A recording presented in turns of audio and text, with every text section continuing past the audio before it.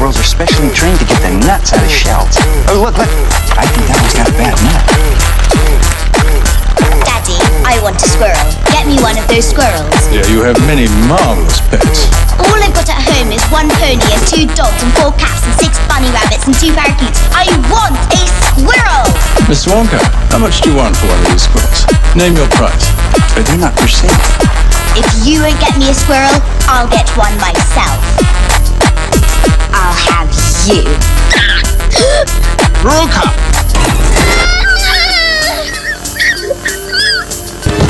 Roka!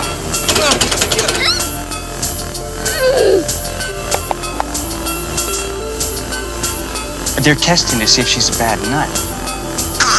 Oh my goodness, she is bad nut after all.